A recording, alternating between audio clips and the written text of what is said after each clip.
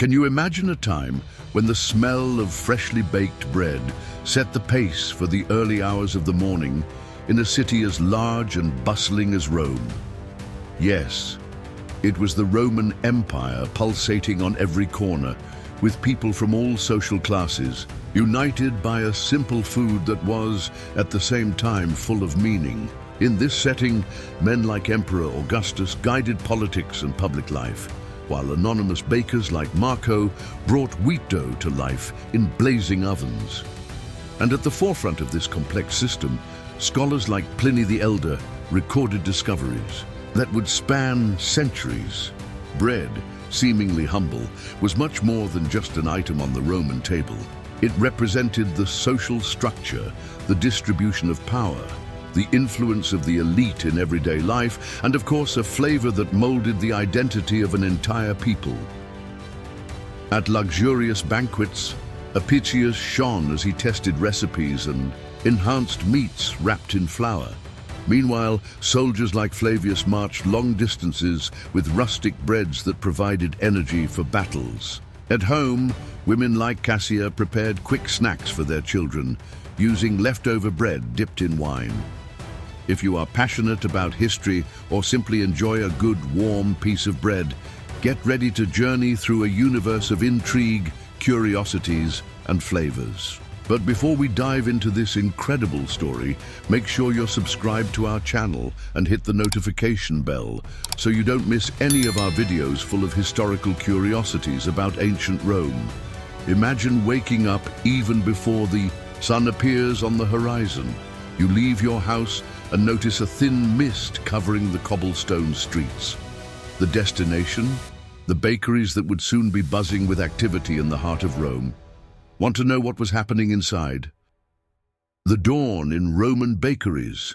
At the first crow of the rooster, Marco the baker is already up.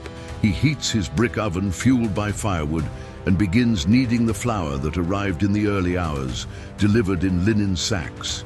As he works, the heat becomes unbearable for many, but he stays focused. He knows that the line will soon form outside. The mixture of water, salt, and that saved dough from the previous day, the base for fermentation, releases an unmistakable aroma.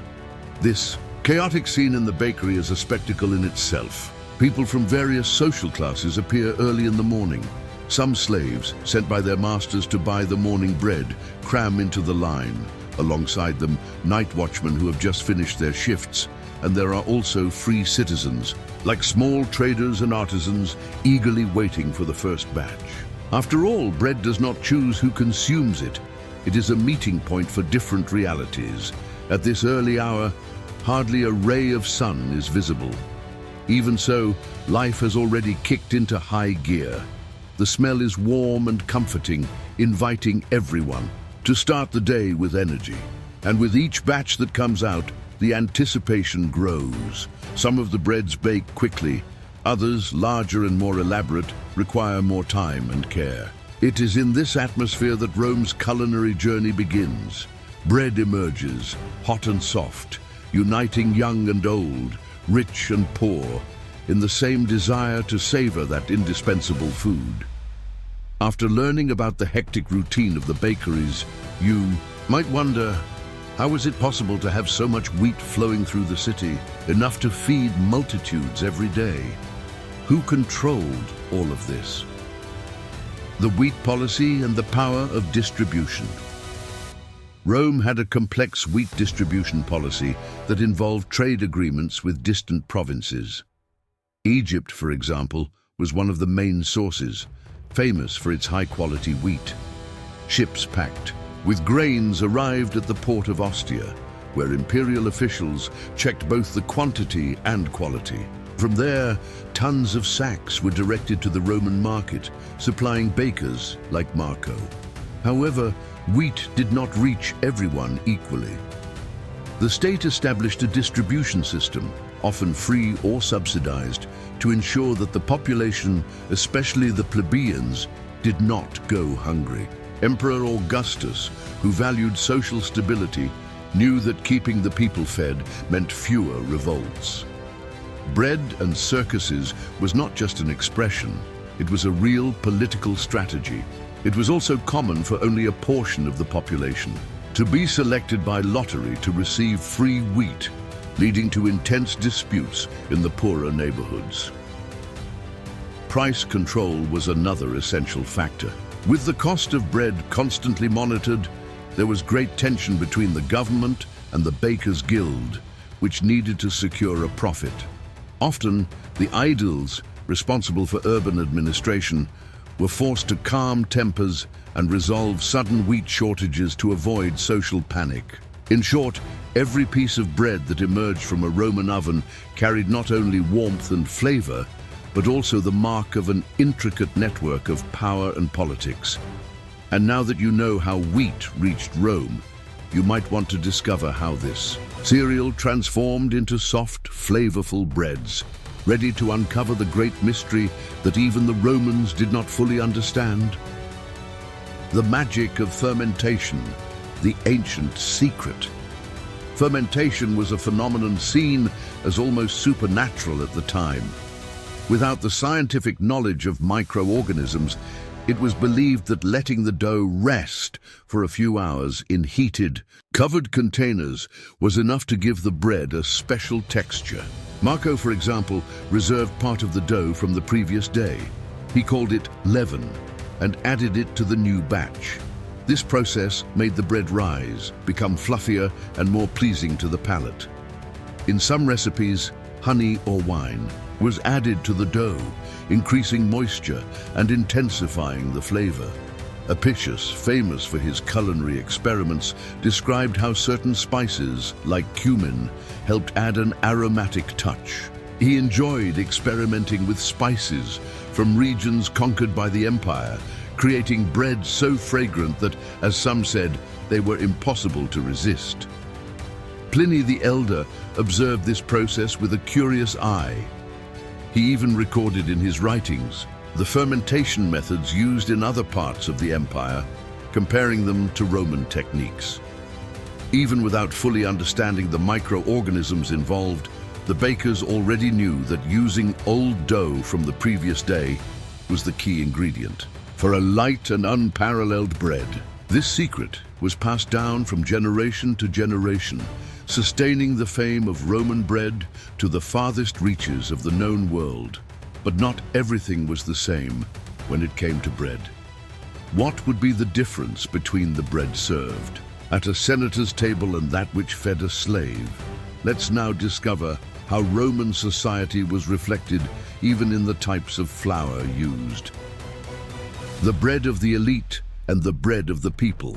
For the elite, the panes mundus was reserved, made from the finest wheat, often sourced directly from Egypt.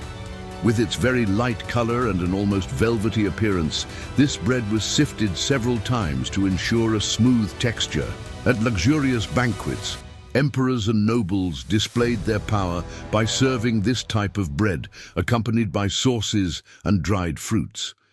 Some even said that such a pale bread represented the purity and grandeur of Rome. On the other hand, the common mass was the pan sordidus. Darker, denser, and made with lower quality grains, it fed the majority of the population. Some believed that its rustic flavor was more robust, and even Emperor Augustus was reputed to appreciate this type of bread despite having access to the finer varieties. For him, it demonstrated his closeness to the people, an effort to avoid the notion that he lived isolated in luxury. In addition to these two, there was an intermediate type, the panes secundarius, consumed by families who could afford a little more but did not possess endless wealth. In the capital, bakeries showcased these differences on distinct shelves, almost like status displays. And yet, whether it was mundus or sordidus, bread remained indispensable in everyone's diet, establishing itself as the staple food of Roman civilization. Have you ever heard that the Romans might have invented something very similar to the hamburger? Want to find out how this story unfolded in the ovens and pots of the empire? Ancient hamburgers, the Isicia Omentata, was a mixture of various meats, usually beef or pork, well seasoned with pepper, wine, and spices from different parts of the empire. After being shaped into small discs, they could be roasted or fried. Apicius, always bold, described wrapping these discs in a thin layer of bread dough, creating something very similar to a modern sandwich. This delicacy would often appear at popular festivals, celebrated for being both practical and flavorful. Just imagine being in the middle of an outdoor party with music, games, and chariot races, and suddenly catching that tempting aroma of seasoned meat wafting through the air. For many plebeians, this was the highlight of the day. For soldiers, it was a snack that reminded them of the comfort of home during distant military campaigns. In the households of great lords, Isicia Omentata also appeared in more sophisticated versions, using prime cuts of meat and even some imported sauces. The versatility of this proto-hamburger showed that the Romans not only loved to innovate in the kitchen, but also had a creative flair that would leave many of today's chefs drooling. Are you enjoying discovering this surprising variation of Roman recipes? Leave your like now, so we can continue bringing you stories as impactful as this one. But what prevented anyone from pretending to be a renowned baker and selling bread of dubious quality? Here enters an ingenious idea that you need to know about. The art of marking bread, seals and authenticity. Bread in Rome did not come out of the oven just any way. They received seals marked directly on the dough before baking. Each baker had his own symbol, like a personal signature. In this way, when the bread was ready, this mark served as a guarantee to the consumer, proving its origin and quality. If someone sold something adulterated or below standard, it would be very easy to trace the source and punish the responsible party. This type of control was not only commercial, but also political. Roman authorities invested in the inspection of bakeries, aiming to maintain the city's good reputation and prevent riots. After all, imagine the risk of a popular uprising if low-quality bread circulated throughout the city. It was a remarkably efficient traceability system for the time, reinforcing the seriousness of the baker's profession. For Marco, for example, that seal was his family's honor. He inherited it from his grandfather, also a baker, and every batch that came out carried this symbol imprinted on its golden crust. Thus, Marco's bread was not just food, but a living history, a tradition passed down from hand to hand, sustaining the name and livelihood of generations. Have you ever wondered how the Romans recorded so much information about bread and fermentation? Well, now it's time to dive into the chronicles of one of the greatest writers and scholars of antiquity. Pliny the Elder and his observations. Pliny the Elder was a man fascinated by the mysteries of the natural world. In his travels and observations, he catalogued everything from geological phenomena to the everyday events of the empire. And bread, of course, did not go unnoticed. He meticulously recorded recipes, preservation methods, and curiosities he witnessed in different parts of the Roman territory. For Pliny, understanding bread was to understand the essence of Rome. His research revealed the complete dependency the empire had on imported wheat, as well as the cultural variations from one region to another. He was particularly impressed by the ability of some bakers to create sweet breads by adding dried fruits and honey, giving rise to true delicacies worthy of an imperial banquet. In fact, Pliny described in detail the fermentation techniques, leaving the dough separate, heated and moistened, sometimes even in small clay containers.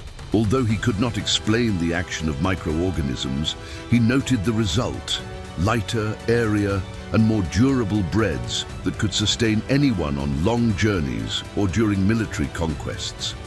His notes became invaluable to future generations and continue to captivate historians and enthusiasts of ancient cuisine. But what made Egyptian wheat so special as to supply much of the empire. Get ready for a little adventure along the banks of the Nile and its agronomic secrets. The impact of Egyptian wheat. Egypt, with its annual Nile floods, possessed incredibly fertile lands. The wheat grown there had superior quality, with plumper and more uniform grains, yielding a whiter flour. It was the perfect ingredient for panis mundus, so appreciated by the Roman nobles. Additionally, navigation across the Mediterranean to Rome was relatively swift, making Egypt a crucial supplier for the empire's capital. To ensure this supply, Rome maintained a strong military and administrative presence in the Egyptian region. Local generals and governors secured the harvest and protected the transport routes. The higher the demand in the capital, the greater the number of vessels loaded with sacks of wheat ready to be distributed at the docks of Ostia. This intense trade generated wealth for both Rome and the local elites, controlling agricultural production. The impact went beyond mere supply. The prestige of Egyptian wheat reflected Rome's dominance over distant lands. Acquiring bread made from this flour was a display of luxury, a message that whoever possessed it had direct access to the empire's finest resources. Thus, with every bite, the elite savored not only a fine bread, but also a political and cultural victory, the domination over one of the richest regions of the ancient world. We've talked about banquets and urban bakeries, but can you imagine what the bread consumed on the front lines of the Roman army was like? The next part of the story takes us straight to the camp of Flavius and his comrades. Bread on the battlefields, the strength of the legends. The Roman legions were renowned for their discipline and ability to move quickly. However, marching for kilometers each day required long-lasting and nutritious supplies. The bread distributed to soldiers was generally made with less refined flour, resulting in a heavier and darker dough. This bread was compact, easy to transport, and could last for days without spoiling. During campaigns, small military bakeries could be set up in camps. Flavius and his comrades took turns. Some helped with baking, while others ensured the perimeter's security. The smell of freshly baked bread inside the camp was a comfort amid the dusty roads. In addition to nourishing the body, it boosted the troops' morale, reminding them of home and the safety promised by the empire. For high-ranking officers, there was a slightly more refined version, something akin to panis mundus militaris. This distinction reinforced the hierarchy within the army, but at the end of the day, everyone depended on a good piece of bread to recover from fatigue and prepare for the next battle. In this way, bread became an essential link between the common soldier and the grandeur of Rome, uniting them in a single mission. We've reached the crucial point. After all, how much did it cost to keep this vast system running? And how could the price of bread impact everyone's life? It's time to uncover the true value that this food had in Roman society. The economy of bread and its value in society. For many, the price of bread could determine a family's survival. In times of abundance, the cost was reasonable, almost always maintained by the state. However, when wars, agricultural crises, or natural disasters occurred, the price would rise and people felt it directly in their pockets. Protests erupted, and some historical insurrections even broke out due to wheat shortages or soaring bread prices.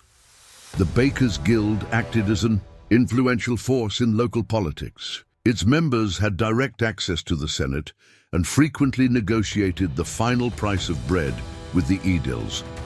With the strength of a collective, they ensured that their work was fairly compensated, while the government tried to maintain social peace and avoid abusive pricing. This interplay of interests was complex, yet essential for Rome's stability. In the end, bread symbolized not only nourishment, but also power and balance.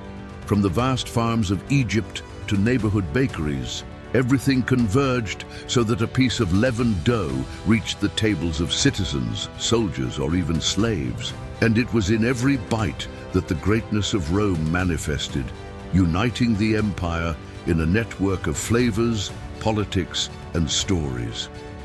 We have reached the end of this deep dive into the universe of Roman breads. But the story does not end here. The high Roman Empire may have vanished, yet its legacy and baking techniques left deep marks that still influence our cuisine today. With every slice of bread you consume, think about the centuries of knowledge and the countless lives dedicated to transforming wheat from a grain into an essential food for millions. If you enjoyed this journey through time and want more fascinating stories, subscribe to our channel, leave your like and share this video with your friends. Let's continue exploring the secrets of ancient Rome and other peoples who left their mark on the world with their culture, tradition, and flavors. Thank you very much for joining us, and we'll see you in the next video about ancient Rome and the Empire.